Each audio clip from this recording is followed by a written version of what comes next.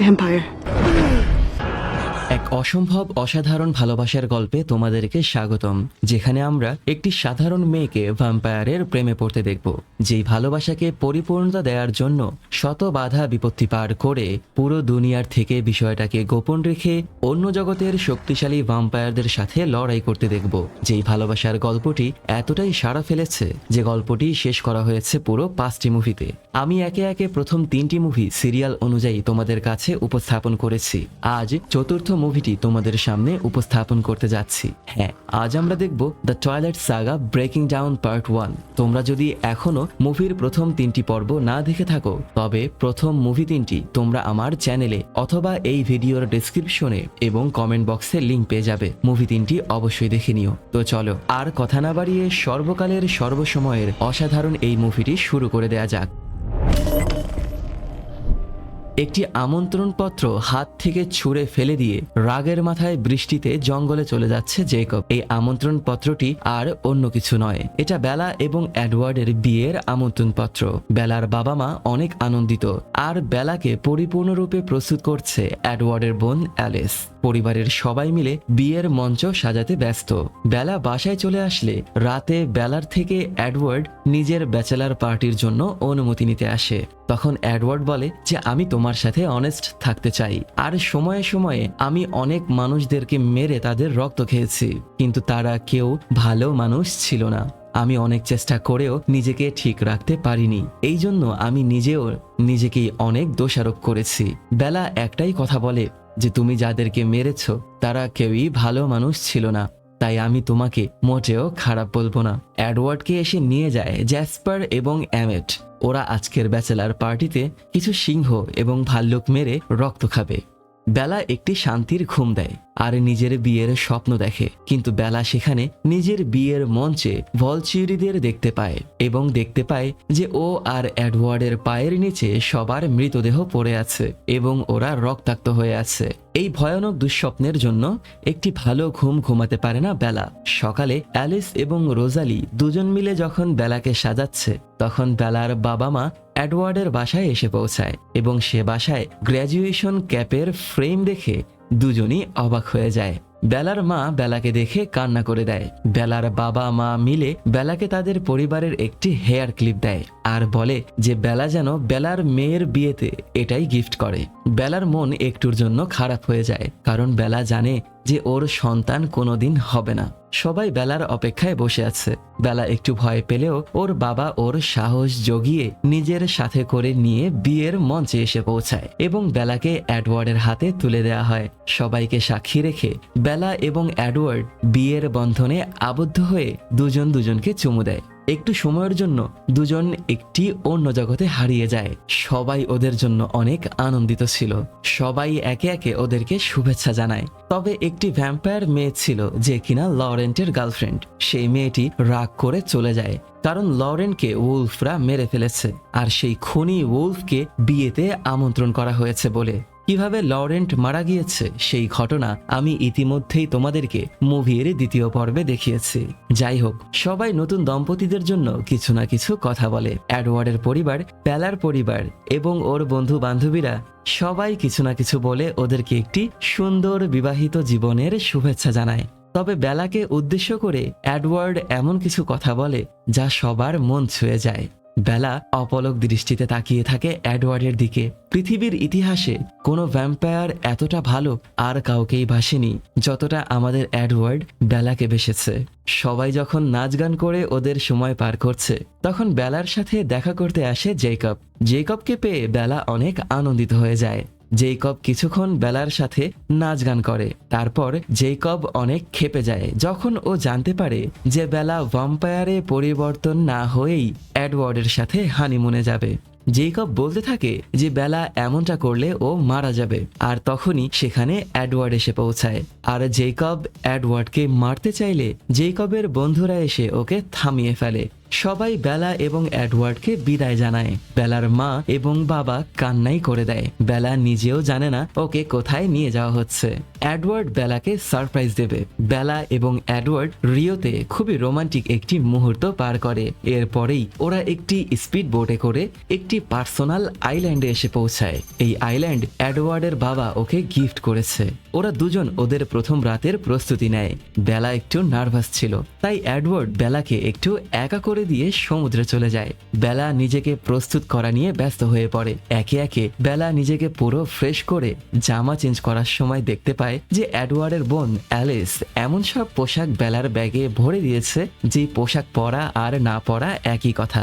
বেলা লজ্জায় ভেঙে পড়ে, কিন্তু বেলা কিছু সময়ের মধ্যে নিজের মনকে শক্ত করে সমুদ্রে এসে উলঙ্গ শরীরে এডওয়ার্ডের সাথে যুক্ত হয়ে যায়। শুরু হয় ওদের হানিমুনের রাত। ওরা দুজন একে অপরকে আলিঙ্গন করে ভালোবাসায় ডুবে যায়।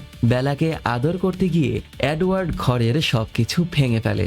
এসব ভেবেই বেলা লজ্জায় পড়ে যায়, কিন্তু এই অনুভূতিগুলো ওর কাছে অনেক ভালোও লাগে। তবে এভাবেই কয়েকদিন পার হবার পর এডওয়ার্ড বেলাকে দেখায় যে ও কিভাবে বেলাকে আদর করতে গিয়ে ওকে কষ্টও দিয়েছে।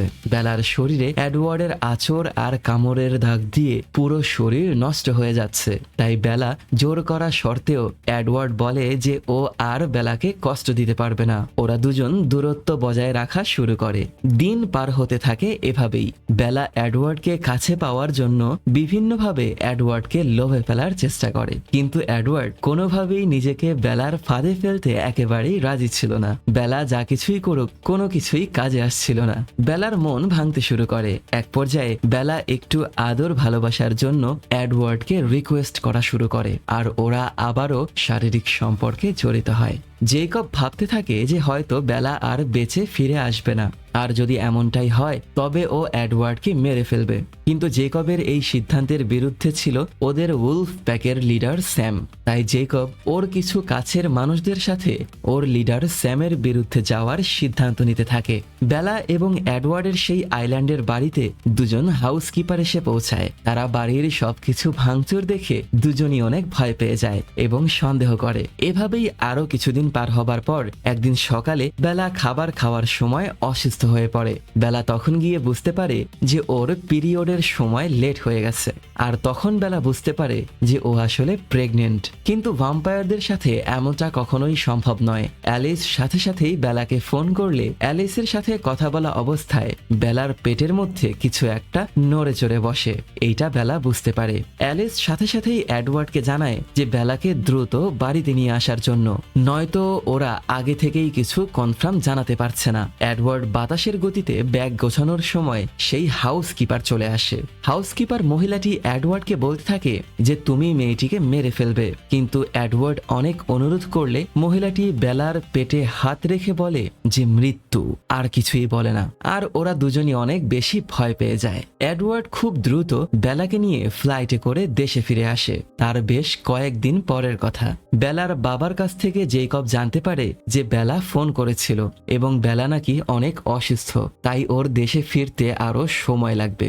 কিন্তু বেলার কণ্ঠ ভালো শোনাচ্ছিল না। জেকব অনেক ভয় পেয়ে যায় এবং সাথে সাথেই বাইকে করে এডওয়ার্ডের বাসায় এসে পৌঁছায় সঠিক জবাবের জন্য। যখন জেকব ঝগড়া করবে ঠিক তখনই ও বেলার কণ্ঠস্বর শুনতে পায় এবং বাসায় ঢুকে দেখতে পায় যে বেলার শারীরিক পরিস্থিতি অনেক খারাপ। জেকবের পুরো দুনিয়া ওলটপালট হয়ে যায় যখন ও জানতে পারে যে বেলা প্রেগনেন্ট।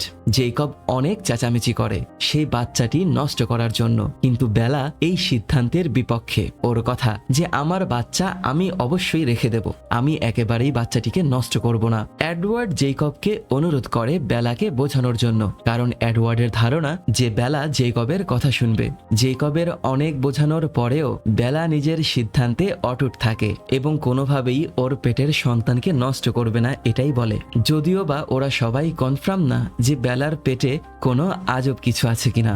জেকব অনেক রেগে যায় এবং রাগের মাথায় নিজের বাইক ছুঁড়ে ফেলে দিয়ে চিৎকার করতে করতে নিজের উলফ প্যাকের সবাইকে ডেকে জঙ্গলের এক জায়গায় একত্রিত করে। ও নিজের উলফ প্যাকের সাথে বেলার সম্পর্কে আলোচনা করলে উলফরা বেলাকে মেরে ফেলার সিদ্ধান্ত নেয় এবং যেই বাচ্চাটি জন্ম নিতে যাচ্ছে সেই বাচ্চাটি একটি স্বাভাবিক বাচ্চা নয় এটা ভেবে ওরা সেই বাচ্চাকে মেরে ফেলার সিদ্ধান্ত নেয়, কারণ সেই বাচ্চাটি ভয়ানক দানব হতে পারে এবং সবার জন্যই বিপদের কারণ হতে পারে। কিন্তু জেইকব ওদের উলফদের লিডার স্যামের এই সিদ্ধান্তের বিরুদ্ধে গিয়ে উলফদের ক্লান ছেড়ে একা হয়ে যায় আর বলে কেউ যদি বেলাকে ক্ষতি করার চেষ্টা করে তাহলে ও তাকে একেবারেই ছাড়বে না। জেইকবকে ফলো করে সেথ নামের একটি ছেলেও স্যামের ক্লান ছেড়ে দিয়ে চলে আসে। জেইকব বহু দূরে দাঁড়িয়ে এডওয়ার্ডকে জানায় যে উলফরা বেলাকে মেরে ফেলার জন্য আসবে, কিন্তু জেইকব এমনটা হতে দেবে না।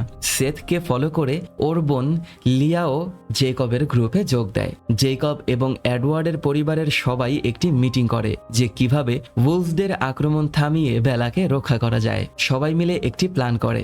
একদিকে উলফরা আক্রমণের জন্য প্রস্তুতি নিচ্ছে, আরেকদিকে জেইকব ওর দুই সাথীকে নিয়ে এডওয়ার্ডের বাসা পাহারা দিচ্ছে। আর অপরদিকে এডওয়ার্ড বিভিন্ন ইতিহাস ঘেটে দেখে যে পৃথিবীতে যত পিশাচরা সন্তান জন্ম দিয়েছে সেই সব সন্তানরা স্বাভাবিক ছিল না এবং তারাও বিভিন্ন শয়তান ছিল। এসব দেখে এডওয়ার্ড অনেক চিন্তায় পড়ে যায়। এদিকে বেলার শরীরে রক্তশূন্যতা দেখা দেয় এবং চেক আপের পর জানা যায় যে বেলার পেটে থাকা সন্তান বেলার শরীরের রক্ত খেতে খেতে এখন ওর শরীরের হাড়ও খাওয়া শুরু করেছে। বেলাকে জানানো হয় যে এমনটা হলে তুমি এক পর্যায়ে মারা যাবে আর ততক্ষণে তোমার শরীরে কিছুই থাকবে না যার মাধ্যমে তোমাকে ভ্যাম্পায়ারে পরিবর্তন করাটা আর হয়তো সম্ভব হবে না। এরপরেও যখন বেলা সন্তান রেখে দিতে চায় তখন এডওয়ার্ড বেলার সাথে অনেক রাগারাগি করে। বেলার অবস্থা আরো গুরুতর হয়ে পড়ে। বেলা কিছুই খেতে পারছে না আর এডওয়ার্ডের পরিবার সবাই যখন বেলাকে নিয়ে বসে আছে ঠিক তখনই জেইকবের মাথায় একটি আইডিয়া চলে আসে এবং সেই আইডিয়া অনুযায়ী সবাই সিদ্ধান্ত নেয় যে বেলাকে রক্ত খাওয়াবে সরাসরি। এডওয়ার্ডের বাবা রক্ত এনে দেয় আর সেই রক্ত জুসের মতো করে খাওয়ার সাথে সাথেই বেলার পালস আরো শক্তিশালী হয়ে ওঠে এবং বেলার শারীরিক অবস্থার উন্নতি ঘটতে থাকে। ব্যাগের পর ব্যাগ রক্ত খেয়ে বেলা নিজের বাবাকে ফোন করে বলে যে ও সুস্থ আছে। বেলা ওর বাবাকে জানায় যে ও সুইজারল্যান্ডে যাবে আরো ভালো চিকিৎসার জন্য আর বেলার বাবা বেলাকে দেখার জন্য একেবারে মরিয়া হয়ে ওঠে। তাই বেলা বাধ্য হয়েই ফোন কেটে দেয়। ঠিক তখনই এডওয়ার্ড বেলার পেটে হাত দিয়ে ওর সন্তানের কথা শুনতে পায়। এডওয়ার্ড বলে যে আমি ভেবেছিলাম ও অনেকটা আমার মতো, কিন্তু আসলে ও তোমার মতো এবং ও ভালো আর শুদ্ধ। এই কথা শুনে বেলা যেন আনন্দের সাগরে ভেসে যায়। এডওয়ার্ড আর বেলা যখন আনন্দে ভেসে আছে ঠিক তখনই এডওয়ার্ডের বাবা মায়ের থেকে জেইকব জানতে পারে যে বেলাকে খাওয়ানোর জন্য রক্ত শেষ হয়ে গেছে আর রক্ত এনে না খাওয়ালে বেলা মারা যাবে। জেইকব সাবধান করে দেয় যে রক্ত আনার জন্য বাসা থেকে বের হলেই উলফরা তাদেরকে মেরে ফেলবে। তাই জেইকব কিছু উলফদেরকে এক জায়গায় ডেকে কথার জালে ফাঁসিয়ে দেয় আর সেই সুযোগকে কাজে লাগিয়ে এডওয়ার্ডের বাবা ও মা অ্যামেটকে সাথে করে নিয়ে বহু কষ্ট করে উলফদের এড়িয়ে সেখান থেকে বেরিয়ে যায়। রাতের বেলা সবাই যখন গল্পে গল্পে ছেলে বা মেয়ে হলে কি নাম রাখা হবে সেই নিয়ে আলোচনা করছে ঠিক তখনই বেলার হাত থেকে রক্তের কাপ পড়ে যাওয়ার সময় সেটা ধরতে গিয়ে বেলার কোমরের হাড় ভেঙে যায় আর পড়ে গিয়ে হাঁটু ভেঙে যায়। বেলার পরিস্থিতি কন্ট্রোলের বাহিরে চলে যায়। এডওয়ার্ডের বাবা ডাক্তার, কিন্তু তিনিও এই মুহূর্তে বাসা থেকে অনেক দূরে। উনি দ্রুত বাসায় পৌঁছানোর চেষ্টা করছে। বাচ্চা মারা যাচ্ছে, তাই জোরপূর্বক বেলার পেট কেটে বাচ্চাকে বের করা হয়। বেলার একটি মেয়ে হয়। এডওয়ার্ড বাচ্চা মেয়েটিকে বেলার হাতে তুলে দেয়, কিন্তু একটা হাসি দিয়েই বেলা শেষ নিঃশ্বাস ত্যাগ করে। রোজালি এসে বাচ্চাকে নিয়ে যায় আর এডওয়ার্ড সিরিঞ্জে ভরে রাখা ওর শরীরের ভেনম বেলার শরীরে ঢুকিয়ে দেয়, কিন্তু কোনো লাভ হয় না। জেইকব বাসার বাইরে এসে কান্নায় ভেঙে পড়ে, কিন্তু বেলাকে বাঁচানোর চেষ্টায় এডওয়ার্ড সবকিছু করে। এডওয়ার্ড বেলার পুরো শরীরে কামড় দেয়। বেলার শরীরের ভেতরের রক্ত মাংস সব পুড়ে ছাই হয়ে গ্লাসে পরিণত হতে থাকে। বেলা যন্ত্রণায় ছটফট করতে থাকে, কিন্তু তা কেউ দেখে না। বেলা মারা যায়। বেলা মারা গেছে এই খবর সবার কাছে পৌঁছে যায় এবং বেলার মেয়েকে মারার জন্য উলফরা একসাথে এগিয়ে আসছে। জেকব আসে বেলার মেয়েকে মেরে ফেলার জন্য, কিন্তু বেলার মেয়ের চোখের দিকে তাকিয়ে জেকব ভবিষ্যৎ দেখতে পায় যে বেলার মেয়েকে জেকব মৃত্যুর আগ পর্যন্ত রক্ষা করবে। ততক্ষণে সব উলফরা এসে পড়ে এডওয়ার্ডের বাসায়, আর দুই দলের মধ্যে শুরু হয় একটি তুমুল লড়াই।